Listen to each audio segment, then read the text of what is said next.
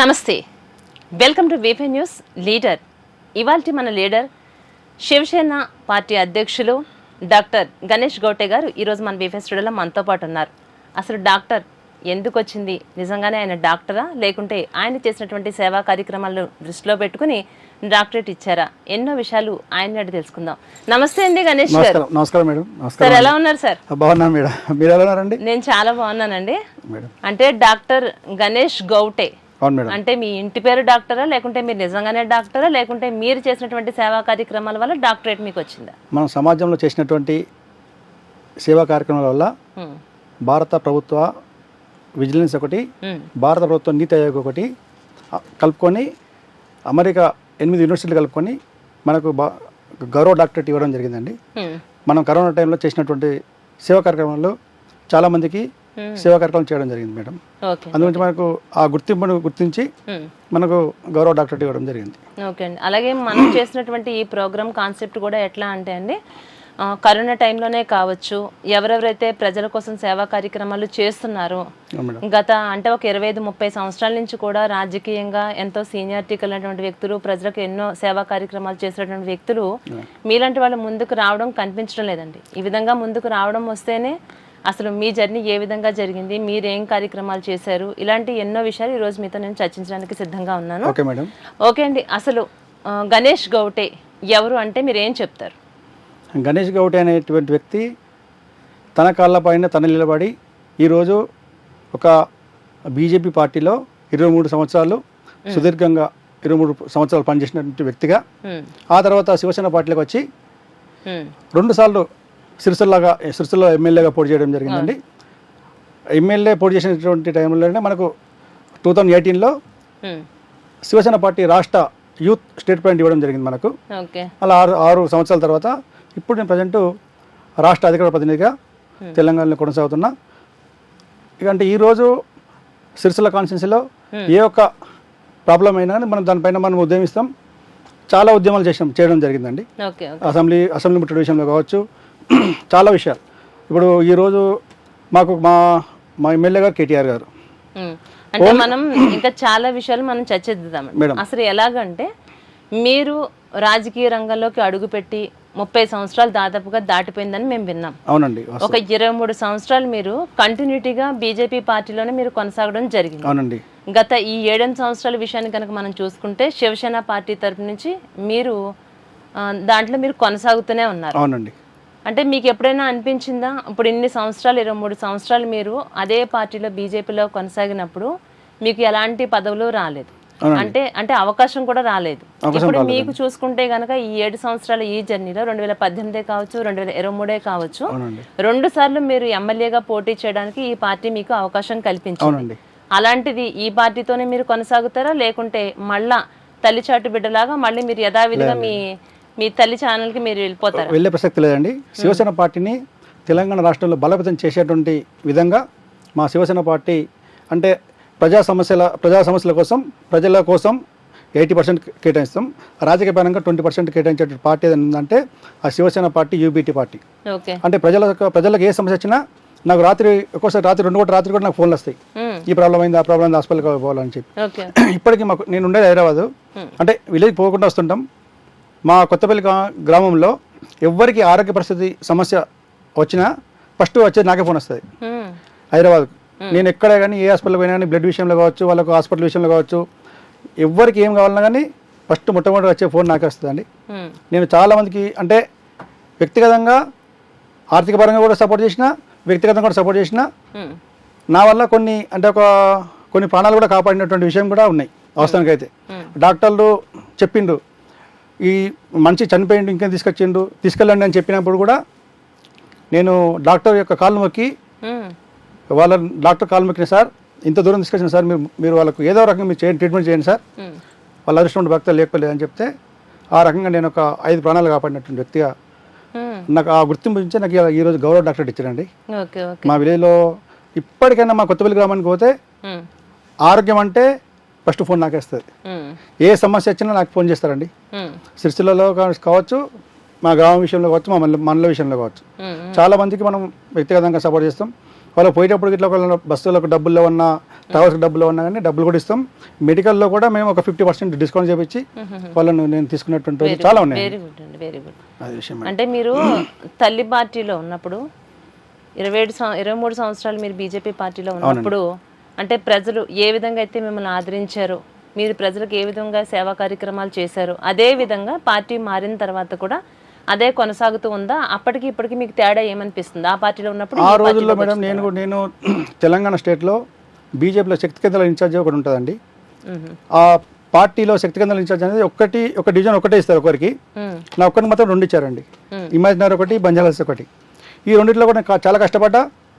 అలానే ఉన్నప్పుడు కాంటెస్టెడ్ ఎమ్మెల్యేని గెలిపించుకున్నాం బీజేపీ పార్టీలో ఉన్నప్పుడు. నేను ఎప్పుడైతే బీజేపీ నుంచి వెళ్ళిపోయి నేను శివసేన పార్టీలో వెళ్ళిపోయానో ఆ రోజు నాడు పార్టీలో ఉన్నటువంటి ఎమ్మెల్యే ఓడిపోయింది. ఎమ్మెల్యేకు నాకు చాలా అంటే బాగా వ్యక్తిగతంగా నువ్వు చేయబట్టే ఇట్లా అయిపోయింది, ఈ రకంగా నన్ను ఓడగొట్టినావు అని చెప్పి నాతోటి వ్యక్తిగతంగా మాట్లాడేటువంటి రోజులు కూడా ఉన్నాయి. అదే మేము కేటీఆర్ గారి మీద కూడా చాలా చాలా వ్యక్తిగతంగా ప్రోగ్రామ్ చేయడం జరిగింది. ఇప్పుడు ఈ రోజు మాత్రం మన శివసేన పార్టీలో ఇదే మనం దీంట్లో కొనసాగేటువంటి అవకాశం ఉందండి. రాబోయేటువంటి రోజుల్లో శివసేన పార్టీ సమిష్టి నిర్ణయాలతోటి పార్టీలో ఉన్నటువంటి మా కోర్ కమిటీ మీటింగ్ పెట్టి పార్టీని ఏ రకంగా బలోపేతం చేద్దాం. ఇప్పుడు రాబోయేటువంటి రోజుల్లో స్థానిక సంస్థల ఎన్నికలు ఉన్నాయి. వార్డు మెంబర్ మొదలుకుంటే ward member, sarpanch, MPTC, ZPTC ఈ రకంగా అన్ని స్థానాల్లో కూడా మేము పోటీ చేస్తాం. తెలంగాణ రాష్ట్రంలో ఉన్నటువంటి అన్ని స్థానాల్లో పోటీ చేసి పార్టీని బలోపేతం అయ్యేటువంటి దిశగా మేము ముందుకెళ్తామని చెప్పి మేము ఆల్రెడీ ఒక మీటింగ్ కూడా పెట్టుకోవడం జరిగింది. అతి త్వరలో ఇంకా చాలా పెద్ద ఎత్తులో మీటింగ్ పెట్టి మా పార్టీలో కూడా ఇంకా జైనింగ్ చాలా కార్యక్రమాలు ఉన్నాయండి. చాలా మంది జైనింగ్ అయ్యడానికి ఉన్నారు, చాలా మంది ఉన్నారండి. ఎందుకంటే మాది శివసేన పార్టీ అంటే ఒక హిందుత్వ పార్టీ. ప్రజా సమస్యల గురించి పోరాడేటువంటి పార్టీ అంటే శివసేన పార్టీ. ఇప్పుడు మహారాష్ట్రలో చూసుకున్నట్టయితే ఈ రోజు మహారాష్ట్ర బంద్ అంటే ఒక శివసైనికుడు పోయి బంద్ వేయాలంటే మొత్తం ఆ ఏరియా మొత్తం టోటల్ బంద్ చేస్తారు. అంటే అంత సపోర్ట్ ఉన్నటువంటి పార్టీ, అంటే బలపదంగా ఉన్నటువంటి పార్టీ మాది వ్యక్తిగతంగా. మేము అదే రకంగా కూడా తెలంగాణలో కూడా అదే రకంగా బలోపేతం చేయడానికి మేమందరం కూడా కలిసికట్టుగా పోరాటటువంటి ఒక అవకాశం ఉంది నెక్స్ట్ రాబోయేటువంటి రోజులు అని చెప్పి మేము ఈరోజు. అంటే స్థానిక సంస్థల ఎలక్షన్స్ కు ఏ విధంగా మీరు ప్రిపేర్ అవుతున్నారు? ఇప్పటి నుంచి ఒక ప్రిపరేషన్ మనకు ఉంటుంది, ఇలాంటి కార్యక్రమాలు చేయాలని మనం అనుకుంటున్నామని ఒక ఆలోచన అయితే ఉంటుంది. అది ఏ విధంగా మీరు ఆలోచిస్తున్నారు? అంటే ఇప్పుడు లోకల్లో ఉన్నటువంటి సమస్యలు, ప్రజా సమస్యలు ఏమిటి, వాటర్ సమస్య కావచ్చు, కరెంటు విషయంలో కావచ్చు. ఇప్పుడు అక్కడ ఉన్నటువంటి అంటే అక్కడ ఉన్నటువంటి ఇప్పుడు ఒక కాన్స్టిట్యున్సీ, ఒక డివిజన్, ఒక వార్డు ఉంది.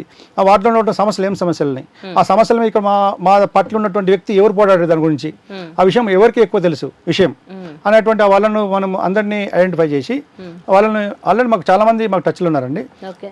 వాళ్ళతోటి మేము పార్టీని మీరు పొద్దులు బీఫామ్స్ ఇచ్చి వాళ్ళను మేము పోటీలో దించడానికి ముందుకు వస్తున్నామండి. అది మేడం. అంటే ఈ పార్టీ పట్ల అయితే మీరు చాలా నమ్మకంతో అయితే మీరు ఉన్నారు. అంటే ఎట్టి పరిస్థితుల్లో కూడా ఈ పార్టీని వదిలిపెట్టే ప్రసక్తే లేదే అంటున్నారు. నిజంగానే మీ మాటలు మేము నమ్మొచ్చు అంటారా? 100% నమ్మాలండి, 100% నమ్మాలి. ఎందుకంటే మేము ఈ రోజు నేను పార్టీలో వచ్చి ఒక 10 years అయిందండి. 10 years అవుతుంది. ఈ 10 years లోపలనే నేను ఒక రాష్ట్రంలో ఒక అత్యున్నత స్థాయిలో ఉన్నటువంటి వ్యక్తిగా నన్ను తీసుకొచ్చారు. ఈ రకంగా మనకి ఈ రకంగా ఇంత మంచి అవకాశం ఇచ్చినప్పుడు ఇదే పార్టీలో నాకు వచ్చిన అవకాశము నా కింద ఉన్న కూడా అవకాశం ఇస్తే వాళ్ళు కూడా రాజకీయ నాయకులుగా రాబోయేటువంటి రోజుల్లో పైకొస్తారని చెప్పి ఖచ్చితంగా పార్టీ బలోపేతం కోసం హానిషాలు కూడా మేము కష్టపడతాం. అందరం అంటే మా పార్టీలో మా రాష్ట్ర అధ్యక్షుడు కావచ్చు, మా రాష్ట్ర ప్రధాన కార్యదర్శులు సుదర్శన్ గారిని, మా రాష్ట్ర అధ్యక్షుడు వెంకటేశ్వర బాలరాజు గారు కానీ, శ్రీనివాసరావు కానీ, అంటే ఈ రకంగా చూసుకుంటూ పోతే ఇంకా చాలా మంది ఉన్నారు. వాళ్ళ పేర్లు చెప్పాలంటే టైం లేదు కాబట్టి చెప్తున్నా మెయిన్ సబ్జెక్టుల వాళ్ళ పేర్లు. మీ అందరం కూడా ఏ ఒక సమస్య వచ్చినా ఆ సమస్య కోసం ఏం చేద్దామనేటువంటి ఒక విషయాన్ని మేము మా పార్టీలో అంతగా మేము అందరం కూడా కూర్చుండి మాట్లాడుకొని దాని గురించి మాట్లాడేటువంటి రోజులు చాలా ఉన్నాయి మేడం. మేము ఏ రోజున మీటింగ్ పెట్టినామో ఆ సమస్యలు కూడా పరిష్కారమైనటువంటి విషయాలు కూడా ఉన్నాయి వాస్తవమే. ఇప్పుడు చాలా మంది బీసీ నేతలు రావడం జరుగుతుంది, వాళ్ళని ఇంటర్వ్యూస్ చేయడం జరుగుతుంది. ప్రతి ఒక్క బీసీ నేత కూడా బీసీ నేతలకు వాళ్ళకు జరుగుతున్నటువంటి అన్యాయాల మీద అందరూ కూడా మాట్లాడటం జరుగుతుంది. ఇక్కడ గొప్ప విషయం ఏంటి అంటే ఒక్కొక్క కులస్తులు, అది ఎవరైనా కావచ్చు, వాళ్ళ కులానికి సంబంధించినటువంటి సమస్యలు ఏమైనా ఉన్నాయంటే దాని గురించి ఎక్కువగా వాళ్ళు మాట్లాడుతూ ఉంటారు, పోరాడుతూ ఉంటారు, చూస్తున్నాం. కానీ బీసీ నేతల విషయానికి కనుక మనం అబ్జర్వ్ చేస్తూ ఉంటే ఒక బీసీ నేత తన సమస్యలనే కాదు, అంటే తన కులానికి సంబంధించే కాకుండా ఎస్సీ ఎస్టీ ఇతర కులాల వాళ్ళ గురించి కూడా వాళ్ళు ఆలోచించడం, వీళ్ళతో పాటు వాళ్ళకి కలుపుకోవడం, ఇవన్నీ చేస్తున్నాం. అలాగే మీ బీసీ నేతల విషయానికి కనుక వస్తే అసలు మీరేం చెప్పదలుచుకున్నారు?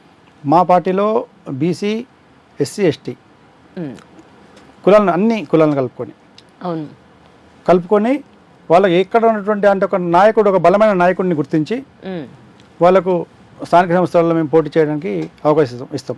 ఎందుకంటే ఈరోజు ఉన్నటువంటి పార్టీలు ఏవైతే ఉన్నాయో, ఇక్కడ టీఆర్ఎస్ ఇక్కడ బీఆర్ఎస్ ప్రభుత్వం కావచ్చు, ఇక్కడ కాంగ్రెస్ ప్రభుత్వం కావచ్చు, అంటే వీళ్ళు బీసీ ఇప్పుడు ఆరోనాడు ఏం చెప్పారంటే కేసీఆర్ గారు, మా పార్టీ వస్తే ఎస్సీని రాష్ట్ర ముఖ్యమంత్రి చేస్తా అని చెప్పినటువంటి వ్యక్తి.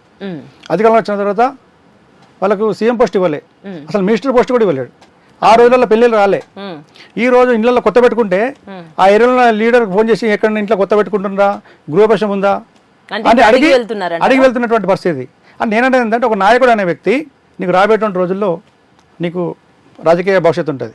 కానీ ఇవాళ నువ్వు అధికారంలో ఉన్నావు అని చెప్పి నువ్వు వాళ్ళ అసలు టైం ఇవ్వలేడండి. మా విలేజ్, మా కొత్తపల్లి గ్రామానికి 3 కిలోమీటర్ల దూరం కోసం 3 కిలోమీటర్ల రోడ్ అండి, సిద్దిపేట కామారెడ్డి సిరిసిల్ల రోడ్ కలిపే రోడ్ అది. దానికోసం ఎన్నో రకాల సమస్యలు, ఎన్నో రకాలటువంటి మేము కార్యక్రమాలు చేసినాం. అంటే నిజంగానే కేటీఆర్ లో అంత మార్పు వచ్చింది అంటారా? అప్పటికి ఇప్పటికి చాలా మార్పు వచ్చింది. తెలుస్తుంది అతనికి అధికారం ఉన్నప్పుడు ఎట్లున్నది, అధికారం లేనప్పుడు ఎట్లున్నది. ఆ రోజు నాడు సెక్రటరీకి పోవాలంటే సూట్ కేసులలో ఉన్న వాళ్ళు, వైట్ డ్రెస్లు ఉన్న వాళ్ళు, కాళ్ళు పెద్ద పెద్ద బెంచ్ కాళ్ళు ఉన్న వాళ్ళే లోపలికి అలౌడ్ చేసేటోళ్ళు ఆ రోజుల్లో. నేనేంటంటే సమస్యలు ఉన్నప్పుడే ఒక మనిషి వచ్చినప్పుడు ఆ యొక్క సమస్యను పరిష్కరించాల్సిన అవసరం ఉంది నీకు.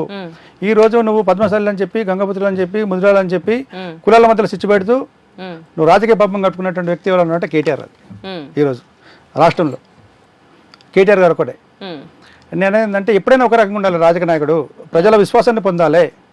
ప్రజలు ఈ రోజు అతను ఒకవేళ సిరిసిల్ల కాన్స్టిట్యున్సీలో పార్టీ రాజీనామా, ఆయన ఒకవేళ ఎమ్మెల్యే పదవికి రాజీనామా చేసి మళ్ళీ ఎలక్షన్లు పోమని చెప్పండి, గెలిచాడా?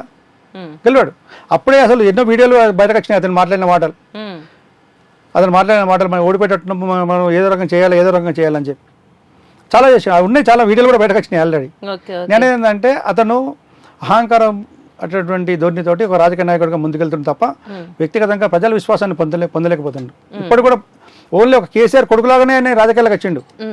ఆయన వ్యక్తిగతంగా పోరాటాలు ఏం లేవండి. మా పోరాటాలు ఉన్నాయి, మేము చెప్పుకోవడానికి చాలా ఉన్నాయి. మేము చేసినటువంటి పోరాటాలు ఉన్నాయి. అసెంబ్లీ ముట్టడి ఉన్నది, భిక్షాటనలు ఉన్నాయి, రాస్తారోకాలు ఉన్నాయి, చాలా చాలా ఉన్నాయి. ఇన్ని చేసినాం మేము. అతను అసలు ఓన్లీ కేసీఆర్ కొడుకులాగా నచ్చి రాజకీయాల్లో పొందింది తప్ప, రాజకీయ లబ్ధి పొందింది తప్ప వ్యక్తిగతంగా మాత్రం అతను చేసినటువంటి ఏం రాజకీయ ఉద్యమంలో కూడా ఏం లేదు. అతను ఏం లేదు, ఏ పాత్ర లేదు అతనికి. అది విషయం అంతే అంటారు. 100% వాస్తవం అది మేడం. అంటే ఇక మీ విషయానికి కనుక వస్తే అసలు మీ పార్టీ ఉందంటారు? మా పార్టీ 100% ఉందండి. ఈరోజు భారతీయ జనతా పార్టీ స్టేట్లో చెప్పే విషయం ఒకటి ఉంటుంది, సెంట్రల్లో చెప్పే పార్టీ ఒకటి ఉంటుంది. ఈరోజు ఎంఐఎం పార్టీ తోటి కుమ్మక్కై యూపీలో ఎంఐఎం పార్టీని పోటీ చేయించినటువంటి పార్టీ అని ఉందంటే బీజేపీ పార్టీ. అంతర్గతంగా బీఆర్ఎస్, బీజేపీ, ఎంఐఎం 3 పార్టీలు ఒకటే. ఈరోజు టీఆర్ఎస్ పార్టీకి వ్యక్తిగతంగా రాజకీయంగా రాజకీయ కార్యకర్తలు ఉన్నారు, రాజకీయంగా అధికారం 10 సంవత్సరాలు అధికారంలో ఉన్న పార్టీ. ఈరోజు ఎంపీ స్థానంలో ఒక్క స్థానం ఎందుకు రాలేదండి? ఒక్క ఎంపీ స్థానం ఎందుకు రాలేదండి? మెదక్లో ఇప్పుడు 4-5 ఎమ్మెల్యేలు వాళ్ళే ఉన్నారు. ఎందుకు ఓడిపోయింది మెదక్ ఎంపీ? చెప్పండి ఒక విషయం. అందుకని చాలా చోట్ల ఎమ్మెల్యేలు ఉన్న చోట కూడా బీఆర్ఎస్ పార్టీ ఓడిపోయిందంటే వీళ్ళు అంతర్గతంగా భారతీయ జనతా పార్టీకి సపోర్ట్ చేసిండ్రు. కవిత గారు జైల్లో ఉన్నారు, ఆ ఒప్పందం వల్ల వీళ్ళు సపోర్ట్ చేస్తే కవిత గారిని చూపిస్తా అని చెప్పి ఒక బ్లాక్ రాజకీయాలతోటి ఈరోజు టీఆర్ఎస్ పార్టీ ముందుకెళ్ళింది. ఎలక్షన్ అయిపోయిన వరకు వాళ్ళు విడుదల చేయాలి. ఎలక్షన్ అయిపోయినాక కూడా మీరు ఒక విషయం గమనించాలి మేడం, ఎన్నోసార్లు వాళ్ళు బెయిల్కి అప్లై చేశారండి. ఎలక్షన్ అయిపోయిన తర్వాత వీళ్ళు బెయిల్ వస్తుందని చెప్పి అందరూ పోయి అక్కడ మొత్తం పూలదండలు, రాస్తారోకాలు, ర్యాలీలు తీయడం, ఏ రకంగా వీళ్ళకి ఎట్లా చేస్తే బెయిల్ వస్తుందని చెప్పి మనం తప్పు చెప్తున్నా, వాస్తవ విషయం చెప్తున్నా. అంటే నేనేంటంటే అంతర్గతంగా వీళ్ళంతా ఒకటే, బహిరంగంగా తిట్టుకున్నప్పటికీ అంతర్గతంగా వీళ్ళంతా ఒకటే, అందరూ ఒకటే అనేటువంటి విషయాన్ని శివసేన పార్టీ, ఈరోజు శివసేన పార్టీ హిందుత్వం కోసం పోరాటటువంటి పార్టీ ఏదైనా ఉందంటే తెలంగాణ స్టేట్లో ఒక శివసేన పార్టీ ఒకటే ఉంది. ఇప్పుడు రాబోయే రోజుల్లో శివసేన పార్టీని రాష్ట్రం మొత్తంగా బలపతి చేయడానికి మేము అంటే భారతీయ జనతా పార్టీ చేస్తున్నటువంటి ఈ యొక్క అంతర్గత కుమ్లాటలు ఏవైతే అంటే అంతర్గతంగా వాళ్ళు చేస్తున్నటువంటి రాజకీయం ఏంది, ఆ రాజకీయాలన్నీ కూడా బయటపెట్టి మా శివసేన పార్టీ ఏం చేయబోతుంది రాబోయే రోజుల్లో అని ప్రజలకు చెప్పి మేము ప్రజలకు విశ్వాసాన్ని పొందడం కోసం మేము రాజకీయాల కోసం వెళ్తున్నాం మేడం. ఇప్పుడు అంటే మీరు చాలా కాన్ఫిడెంట్ గా మాట్లాడుతున్నారు. అంటే మహారాష్ట్రలో ఒక ఊపు ఊపుతున్నటువంటి పార్టీ అసలు తెలంగాణలో ఎందుకు పడకేసింది అంటారు? తెలంగాణలో మీరు ఎందుకు దాన్ని లేపలేకపోయారు? నేను చెప్తాను మేడం, మీరు అనేది వాస్తవం. మహారాష్ట్రలో కూడా చెప్తున్నా మేడం, మహారాష్ట్రలో మా పార్టీ అంటే ఓడిపోవడానికి కారణం కూడా చెప్తా. మా పార్టీలో ఒకప్పుడు శివసేన పార్టీ పుట్టినప్పుడు బీజేపీ పార్టీ పుట్టలేదండి. శివసేన పార్టీ బాల్ ఠాకరే గారి యొక్క ఆశీర్వాదం కోసం నరేంద్ర మోడీ గారు కావచ్చు, అమిత్ షా గారు కావచ్చు వచ్చి గంటలు గంటలు బయట లేవాడి ఆయన ఆశీర్వాదం కోసం ఆశీర్వాదం టైం కోసం తీసుకున్నటువంటి రోజులున్నాయి. అలాంటి ఒక శివసేన పార్టీ లేకుండా చేయాలని చెప్పి ఒక సిండే అనేటువంటి ఒక కల్పముఖం తీసుకొచ్చి ఈ రోజు ఒక రాష్ట్ర ముఖ్యమంత్రి చేసింది భారతీయ జనతా పార్టీ. ఈ రోజు నువ్వు హిందుత్వ పార్టీ పరంగా మా శివసేన పార్టీతో నువ్వు ఇన్ని రోజులకా నువ్వు రాజకీయ లబ్ధి పొందిన మహారాష్ట్రలో బీజేపీ పార్టీ, ఈ రోజు నువ్వు శివసేన పార్టీని లేకుండా చేద్దామని చెప్పి చూసిరు మీరు. అయితే ఈ రోజు ఓడిపోవడం కారణం కూడా చెప్తాను మేడం. శివసేన పార్టీ అంటే మరి ధనుసు బాణం గుర్తు మాది.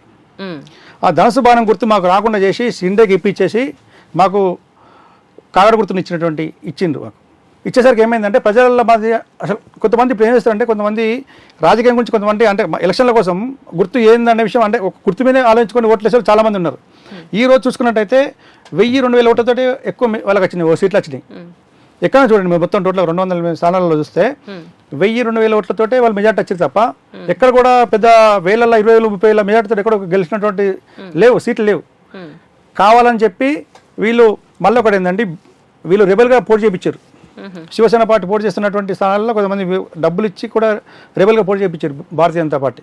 అంటే ఓన్లీ శివసేన పార్టీ లేకుండా చేద్దామని చెప్పి చూస్తారు వాళ్ళు. సూర్యుని కిరణాలకు అడ్డం పెట్టి చేతి అడ్డం పెడితే సూర్యుడికి అవుతాయండి? అవుతాయా? అది అంటే రాబోయేటువంటి రోజుల్లో ఈ సిండే తీసుకొచ్చినటువంటి సిండే ఉన్నాడు, మహారాష్ట్రలో ఉన్నాడు, తెలంగాణలో కూడా మా పార్టీ ఖచ్చితంగా అధికారంలోకి వచ్చేటువంటి రకంగా మీ అందరం కూడా ఇంకా అంటే ఇప్పుడు మేము అంటే ఇన్ని రోజులకు ఎందుకు చేయలేరా అని అన్నారు. వాస్తవానికి అయితే మాకు సింబల్ లేకుండండి. మెయిన్ సింబల్ అనేది సుప్రీంకోర్టులో కేసులో ఉన్నట్ల మాకు ఏ సింబల్ మీద పోటీ చేయాలనే విషయం మాకు అర్థం కాలేదు. వాస్తవానికి అయితే ఒకటి ఇచ్చింది కానీ దాన్ని ప్రజలు వేసుకుపోతే మళ్ళీ ప్రజలు మాకు మా ధనుసు బాణం గుర్తిస్తే మళ్ళీ ఎట్టుంటుంది అనే ఉద్దేశంతో కూడా మేము కొంచెం వెనుక ముందు అయినటువంటి విషయం వాస్తవం ఇది. ఇప్పుడు ధనుసు బాణం గుర్తు అటు వెళ్ళిపోయింది కాబట్టి మాకు కాగడ గుర్తు మీద పోటీ చేయవలసి వచ్చింది. మాకు అది మన ఎలక్షన్ కమిషన్ కూడా మాకు అదే ఇచ్చింది. ఇప్పుడు దాన్ని ఇప్పుడుగా ప్రజలు తీసుకెళ్ళి మళ్ళీ రాబోయేటువంటి రోజుల్లో మహారాష్ట్రలో మా ప్రభుత్వం అధికారులకు వస్తుంది, తెలంగాణలో కూడా మేము ఇప్పుడు ఈ ZPTC, sarpanch, MPTC, ward member స్థానాల్లో కూడా చాలా అత్యధికంగా స్థానాలు గెలుచుకుంటుంది శివసేన పార్టీ. రాబోయేటువంటి రోజుల్లో ఇంకా ఎమ్మెల్యే, ఎంపీ స్థానాలకు వచ్చేసరికి ఇంకా ఇప్పుడు ఈ జడ్పీటీసీ, ఎంపీటీసీ, ఈ యొక్క వార్డు మెంబర్లు ఏవైతున్నాయో వీళ్ళందరూ కలుపుకొని ఎమ్మెల్యేల స్థానాలు కూడా మేము బలపతం చేసుకుంటే మా పార్టీ ఖచ్చితంగా అధికారంలోకి వస్తుంది. ఇవాళ రేపు పవన్ కళ్యాణ్ గారు చూడండి ఒకసారి. పవన్ కళ్యాణ్ గారు అనే వ్యక్తి అన్నగారు చిరంజీవి గారు పార్టీ పెట్టిండ్రు, ఏటు కాకుండా అయిపోయింది. పవన్ కళ్యాణ్ గారు రాజకీయాలు అంటే తెలియదు వాస్తవానికి అయితే. అంటే పవన్ కళ్యాణ్ గారు రాజకీయాలకు వచ్చింది ఫస్ట్ ఓడిపోయిండు, 2 చోట్ల ఓడిపోయిండు. తర్వాత 21 స్థానాలు పడితే 21 స్థానాల్లో పని ఎమ్మెల్యే గెలిచిండ్రు. అంటే పవన్ కళ్యాణ్ కి అంటే మీ ఉద్దేశం ప్రకారం పవన్ కళ్యాణ్ కి అసలు రాజకీయాలు తెలియదు, రాజకీయం అంటే ఏంటో తెలియదు అంటారా? ఇప్పుడు తెలుస్తుందండి, ఇప్పుడు తెలుస్తుంది. ఇంతకుముందుకు hero and only hero Chiranjeevi తమ్ముడుగానే తెలుసు. ఈ రోజు అక్కడ ఎన్డీఏ ప్రభుత్వంలో ఒక కీలకమైనటువంటి వ్యక్తి పవన్ కళ్యాణ్ గారు. అదే రకంగా అంటే కొంత స్ఫూర్తి చెప్తున్నాయి. రాజకీయం అనేది మనం కొట్టాడుతుంటూ పోతుండాలి. అతను ఓడిపోయింది, 2 చోట్ల ఓడిపోయింది కదా, ఎందుకు ఈ రాజకీయం నాకు ఎందుకు అని చెప్పి పక్కన పెట్టలేడు. అతను ఖచ్చితంగానే గెలవాలి, రాజకీయం చేయాలి, ఈ యొక్క అన్యాయం మీద పోరాడాలని చెప్పి పోరాడి ఈరోజు ఒక పార్టీని అంటే చంద్రబాబు నాయుడుని కావచ్చు, బీజేపీ పార్టీని కలుపుకొని ఈ బీజేపీ, ఈ టీడీపీ కలవని కూడా మెయిన్ కారణం పవన్ కళ్యాణ్ గారే ఏపీలో. అదే రకంగా వాళ్ళు ముందుకెళ్ళారు, వాళ్ళు కూడా ఈరోజు అధికారంలోకి వచ్చిండ్రు. రాబోయే రోజుల్లో మేము సొంతంగా పోటీ చేస్తామా లేకుంటే కొన్ని కలుపుకొని పోటీ చేస్తామా అనే విషయం మా అధిష్టానం నిర్ణయిస్తుంది, మా రాష్ట్ర కమిటీ నిర్ణయిస్తుంది. అంటే నేనేంటంటే ఒక రాజకీయం అనేది ఏదంటే మేడం అంటే మనము ఓడిపోయాం. ఇప్పుడు నేను 2 సార్లు ఎమ్మెల్యేగా పోటీ చేసిన 100% మేడం. ఏదో రకంగా ఇప్పుడు నేను 2 సార్లు ఎమ్మెల్యే పోటీ చేసినాం. నేను పోయినసారి 19th ప్లేస్, మొన్న 7th ప్లేస్ వచ్చినాయి.